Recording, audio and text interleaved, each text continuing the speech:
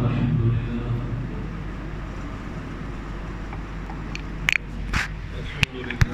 ثم الحمد لله. الحمد لله الذي هدانا لهذا الدين القويم وما كنا لنهتدي لولا أن هدانا الله. الحمد لله نحمده ونستعينه ونستغفره ونستهديه ونسترشده ونؤمن به ونتوكل عليه. من يهدي الله فلا مضل له ومن يضلل فلا هادي له، وأشهد أن لا إله إلا الله وحده لا شريك له، وأشهد أن سيدنا محمدا عبده ورسوله وصفيه وخليله، خير نبي اجتباه وهدى ورحمة للعالمين أرسله بالهدى ودين الحق ليظهره على الدين كله ولو كره المشركون. أما بعد، عباد الله، أوصيكم ونفسي المقصر بتقوى الله عز وجل، وأحثكم وإياي على طاعة الله، وأستفتح بالذي هو خير. يقول الله سبحانه وتعالى في كتابه العزيز في بداية سورة الممتحنة أو الممتحنة: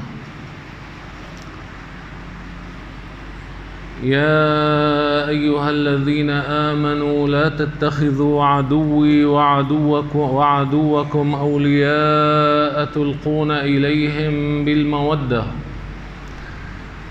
وقد كفروا بما جاءكم من الحق يخرجون الرسول وإياكم أن تؤمنوا بالله ربكم إن كنتم خرجتم جهادا في سبيلي وابتغاء مرضاتي تسرون إليهم بالمودة وأنا أعلم بما أخفيتم وما أعلنتم ومن يفعله منكم فقد ضل سواء السبيل إن يثقفوكم يكونوا لكم أعداء ويبسطوا إليكم أيديهم وألسنتهم بالسوء وودوا لو تكفرون لن تنفعكم أرحامكم ولا أولادكم يوم القيامة يفصل بينكم والله بما تعملون بصير.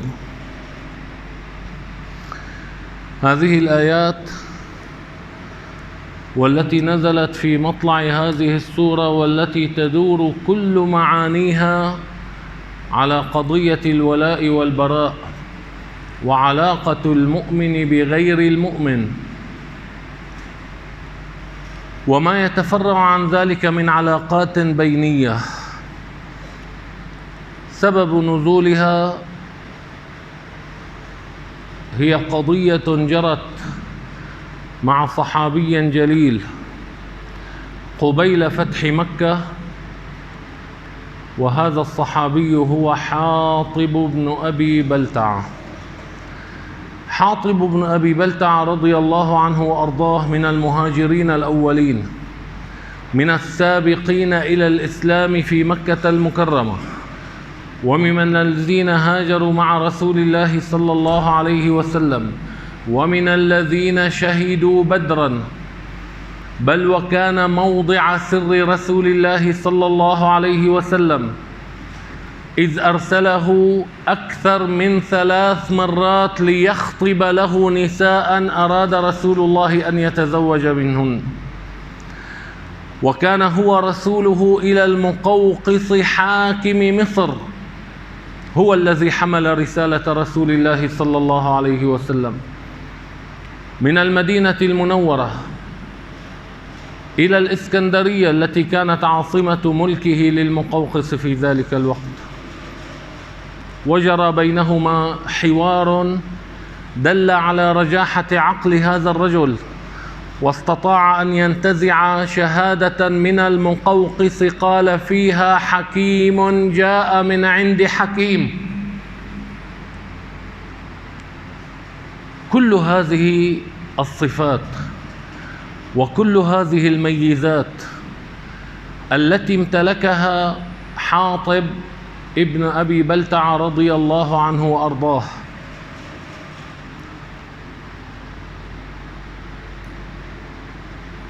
ولحكمة أرادها الله، لدرس نتعلمه نحن وإلى يوم القيامة،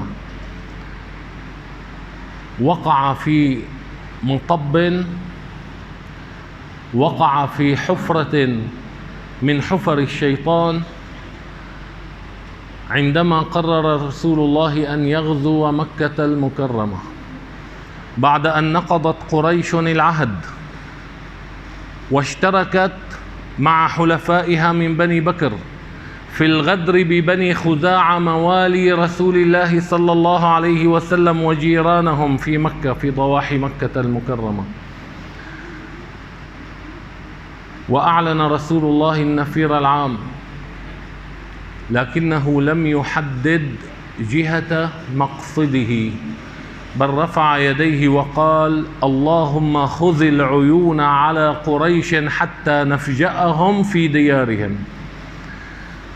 وكانت الفكرة عند رسول الله صلى الله عليه وسلم أن يباغت قريشا فيضطرهم من هول الصدمة والمفاجأة أن يستسلموا فلا تراق الدماء في مكة المكرمة. عندما رسول الله قال: اللهم خذ العيون عن قريش حتى نفجأهم في ديارهم، ليس خوفا من قريش وما تملك من قوة، وإنما ظنا بالدماء أن تسال من الطرفين، من المؤمنين وهم جند الله، ومن المشركين الذين يرجو لهم رسول الله أن يكونوا من جند الله. من أجل ذلك أحب رسول الله صلى الله عليه وسلم أن لا يتسرب الخبر إلى قريش فيستعدوا ويعدوا وتكون هناك معركة ضارية قبل فتح مكة. ولكن رسول الله صلى الله عليه وسلم أخبر أفرادا معدودين بنيته بالتوجه إلى مكة المكرمة، منهم حاطب بن أبي بلتعة.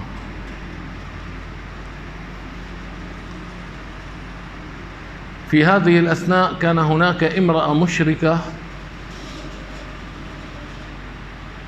وتعمل مغنية في مكة اسمها سارة، مولاة لبني عبد المطلب، كانت تزور أقرباءها في المدينة، والقضية في زمن صلح الحديبية. فحملها حاطب رسالة إلى أهل مكة مفادها أن رسول الله متوجه إليكم فخذوا حذركم. وحملت الكتاب بعد أن أعطاها 10 دنانير، وتوجهت إلى مكة المكرمة بهذا الخبر الذي حرص رسول الله صلى الله عليه وسلم أن لا ينتشر وأن لا يصل إلى قريش.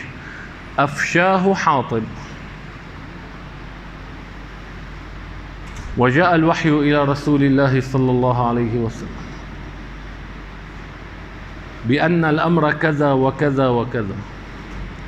فأمر رسول الله على وجه السرعة علي بن أبي طالب والزبير بن العوام والمقداد بن الأسود وكلهم فرسان أن يركبوا خيولهم ويتوجهوا إلى منطقة عينها لهم بتعيين الوحي له. ستجدون ضعينة معها كتاب إلى قريش، فخذوا الكتاب واتركوا الضعينة وإلا فاضربوا عنقها.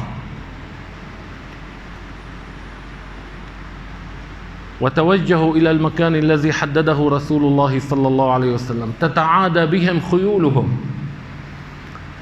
مهمة على درجة قصوى من الأهمية. ووجدوا الضعين في المكان الذي حدده رسول الله صلى الله عليه وسلم، واسمها روضة خاخ. فتشوا متاعها، ما على بعيرها لم يجدوا شيئا. فقال علي بن أبي طالب: والله ما كذبنا ولا كذبنا، وإن الكتاب لمعك، لتخرجن الكتاب أو لنلقين الثياب.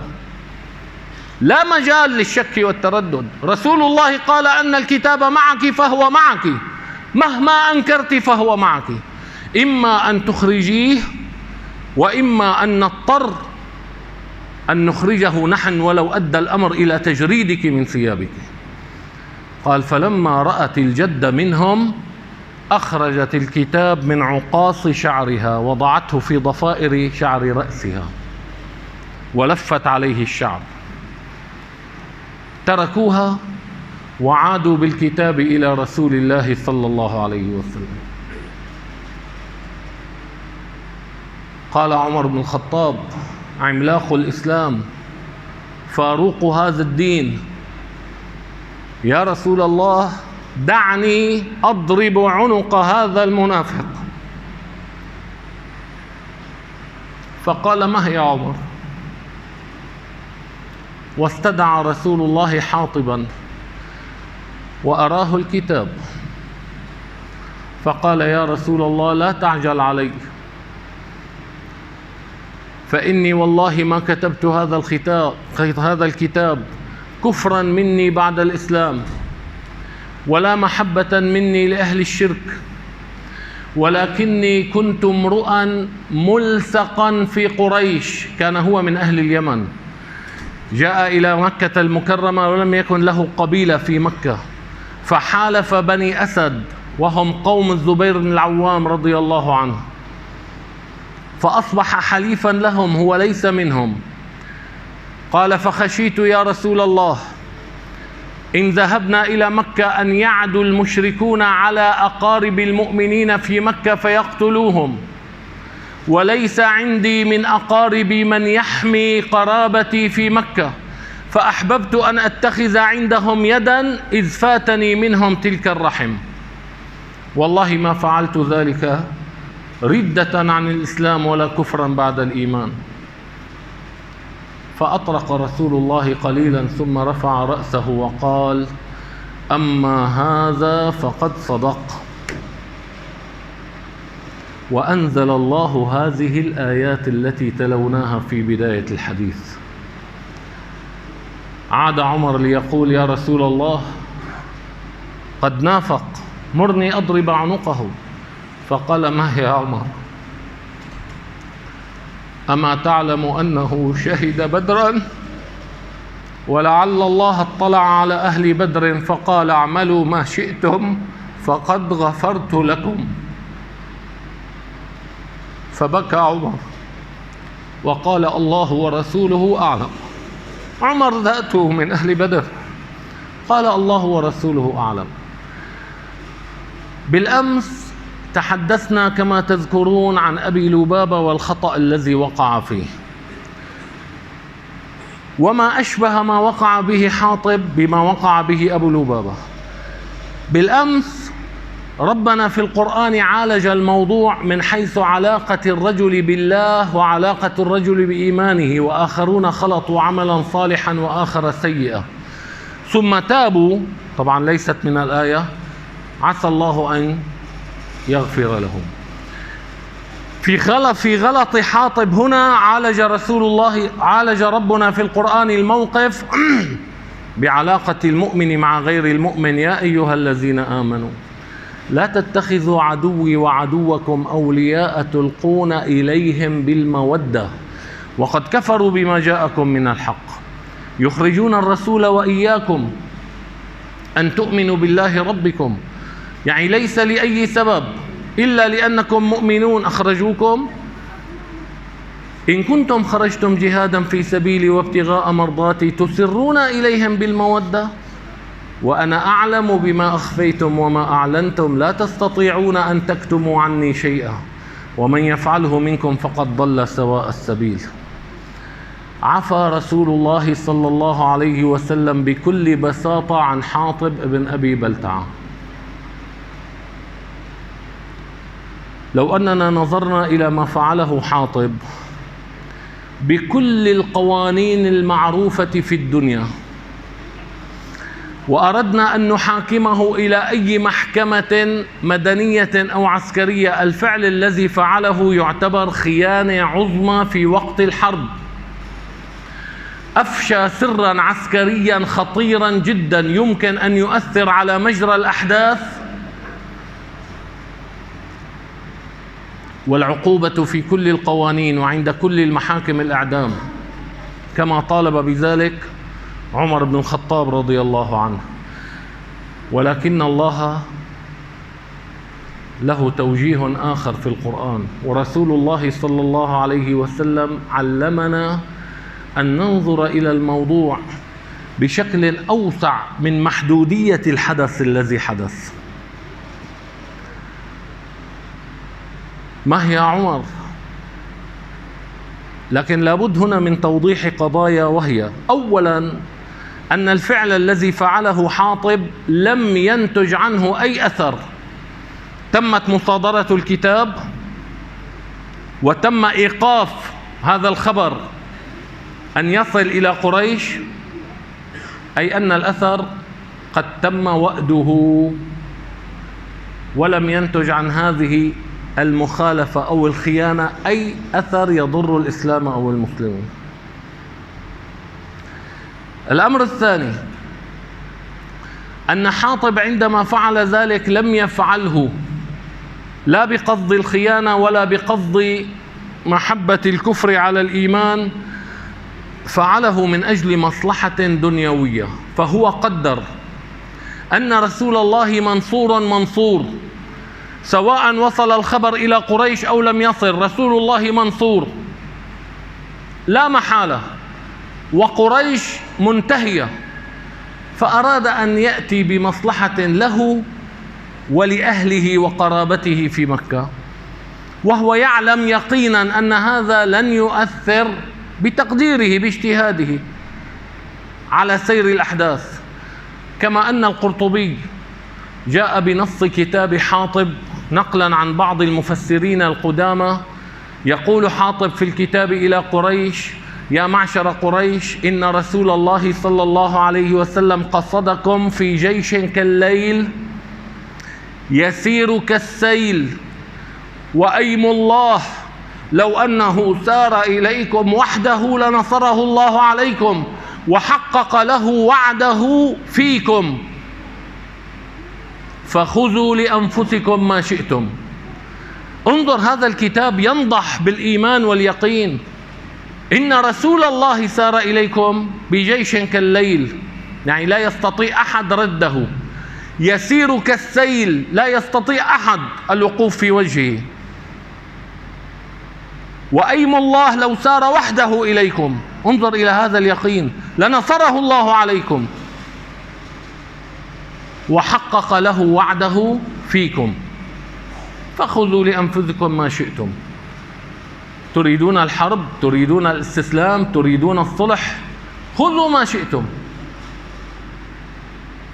هذه المعاني تدل على أن الرجل لا زال متمسكا بكل جزئيات وأصول إيمانه، لم يتخلى عن شيء منها، لكنه في لحظة ضعف أراد أن يتخذ يدا عند قريش، وهذا الذي قال عنه الرسول الله عز وجل: لا تتخذوا عدوي وعدوكم أولياء تلقون إليهم بالمودة، من أجل مصلحة دنيوية. إذن الأثر للفعل لم يتحقق، الباعث على الفعل مصلحة دنيوية وليس خيانة أو بغض للإيمان ومحبة للكفر. الأمر الثالث أن هذا الرجل له سابقة عظيمة في الإسلام، من أهل بدر، من المهاجرين، من الذين كلفهم رسول الله بمهمات ومهمات. ولعله من المفيد أن نعلم بأن حاطب عندما وقع فيما وقع فيه كان للتو قد رجع من بلاد مصر، وقد عاد بجواب المقوقس على رسالة رسول الله صلى الله عليه وسلم إليه. كلف بمهام عديدة ونجح فيها، وكان موضع سر رسول الله صلى الله عليه وسلم، ولكن درس لنا بليغ: مهما بلغ الإنسان من مقام ربما يستزله الشيطان فيوقعه في لحظة ضعف فيما لا يتصور لمثله أن يقع فيه. وعمله رسول الله على قاعدة: وإذا الحبيب أتى بذنب واحد جاءت محاسنه ب1000 شفيع. ما هي عمر؟ إنه شهد بدرا، ولعل الله اطلع على أهل بدر فقال: اعملوا ما شئتم فقد غفرت لكم. وعلمنا رسول الله صلى الله عليه وسلم أن هناك فرق كبير بين من يعصي ويتواقح، بين من يعصي والباعث حب الدنيا على الآخرة وحب الكفر على الإيمان، وبين من يعصي وهو مؤمن في لحظة ضعف. هذا لا يعامل كهذا. ولذلك حاطب بدل أن يسحقه رسول الله بهذه الخيانة أخذ بيده وأعاد فأنهضه ليتابع مسيرته جنديا في هذا الدين. وأحد الأركان الذين يعتمد عليهم رسول الله صلى الله عليه وسلم. ولوحة بيضاء وجاءتها نقطة سوداء ثم تم محيها وانتهى الأمر. هكذا عالج رسول الله موقف حاطب بن أبي بلتعة، وأعطى المسلمين درسا، وكأنه يريد أن يقول لهم إياكم أن تهينوه أو تذكروه بما فعل، بل إن رسول الله قبل ذلك وأثناءه وبعده كان يقول: ما ينبغي لمؤمن أن يذكر أخاه بمعصية سبقت منه. ماذا تريد أن تقول لفلان؟ أتذكر يوم عصيت الله في كذا وكذا؟ ما الفائدة؟ إلا أنك تعيد إليه شهوة ربما استطاع أن يتغلب عليها، وتذكره بذنب ربما تاب منه، وتعين الشيطان عليه بعد أن استطاع التغلب على الشيطان وعاد تائبا إلى الله. لكن الله عز وجل على عادة القرآن في ربط الأحكام بالأحداث، لو أن الحكم نزل من غير أن يكون هناك حادثة صنعت زلزالا في المجتمع المسلم، ربما الحكم ينسى، ربما لا يكون له الأثر. فأراد الله أن يربط الأحداث بالأحكام، فجاء بهذه الحادثة التي زلزلت المجتمع المسلم. كيف لحاطب، لرجل في مثله قدر حاطب ومكانته، أن يفعل ما فعل؟ ثم أنزل الله هذه الأحكام: لا تتخذوا عدوي وعدوكم أولياء تلقون إليهم بالمودة. وبين الله لنا أنكم الآن ألقيتم إليهم بالمودة حفاظا على قرابتكم، لكن هم لو كان الأمر إليهم لن يفعلوا مثل ما فعلتم. إن يثقفوكم أي يجدوكم في ساحات الحرب يبسطوا إليكم أيديهم وألسنتهم بالسوء، لن يرحموكم، ولن يقولوا هؤلاء كانوا قومنا وهؤلاء كانوا عندنا وهؤلاء، كما قال الله في موضع آخر: لا يرقبون في مؤمن إلا ولا ذمة.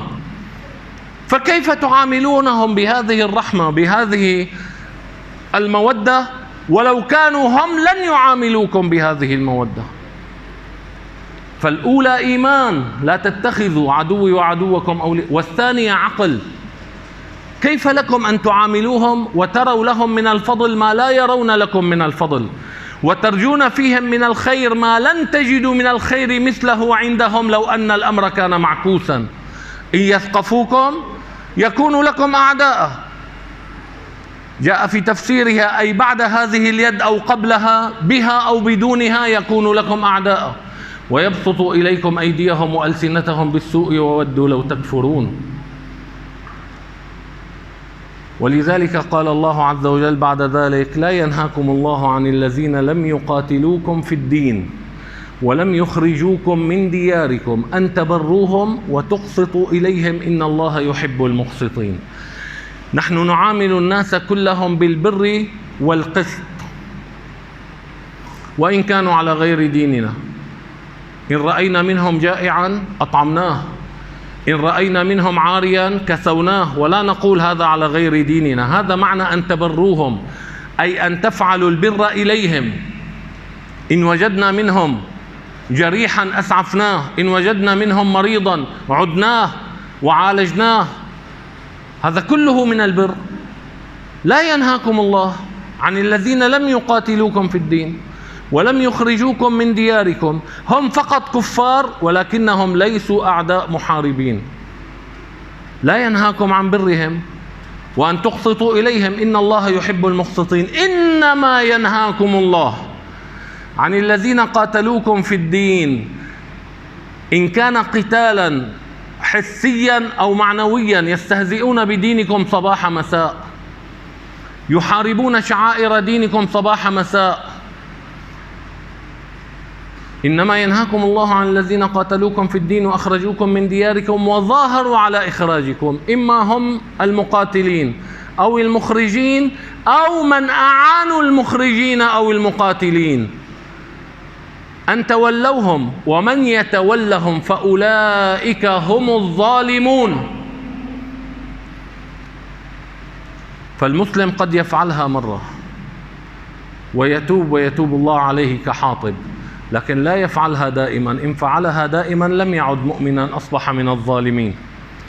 لذلك عندما نزل قوله تعالى يا أيها الذين آمنوا، خر حاطب ساجدا لله شكرا على أن الله لم يخرجه من دائرة الإيمان بفعلته التي فعل، فخاطبه قائلا يا أيها الذين آمنوا، خطاب تودد وعتاب رحمة.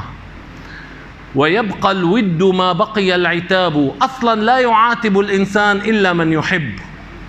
من لا تحبه أنت لا تعاتبه، لأنك تعلم ليس بينك وبينه من المحبة ما يمكن أن يؤثر فيه العتاب، وإنما العتاب للمحبوب. يا أيها الذين آمنوا، فسمعها حاطب قبل أن يكمل رسول الله كان ساجدا لله شاكرا أن الله خاطبه يا أيها الذين آمنوا. فعلها مرة وبتأويل، ولكن من يفعلها دائما فليس من المؤمنين، بل أخرج ووضع في دائرة الظالمين، ومن يتولهم فأولئك هم الظالمون. اللهم اجعلنا نحب بحبك من أحبك، ونعادي بعداوتك من عاداك.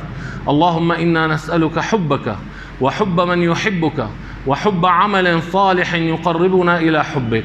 اللهم اجعلنا نوالي أولياءك ونعادي أعداءك، واجعلنا يا رب من المتمسكين دائما بأوثق عرى الإيمان، الحب في الله والبغض في الله.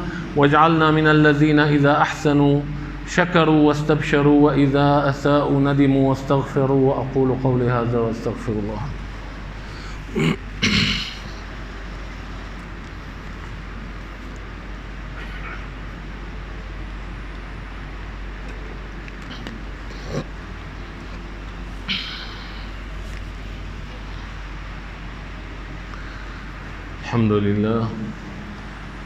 الحمد لله حمدا كثيرا طيبا مباركا فيه، وأشهد أن لا إله إلا الله وحده لا شريك له، وأشهد أن سيدنا محمدا عبده ورسوله وصفيه وخليله. اللهم صل وسلم وبارك على سيدنا محمد وعلى آل سيدنا محمد، كما صليت وسلمت وباركت على سيدنا إبراهيم وعلى آل سيدنا إبراهيم في العالمين إنك حميد مجيد بر. اللهم اغفر للمؤمنين والمؤمنات الأحياء منهم والأموات، المسلمين منهم والمسلمات الأحياء منهم والأموات، إنك سميع قريب مجيب للدعوات.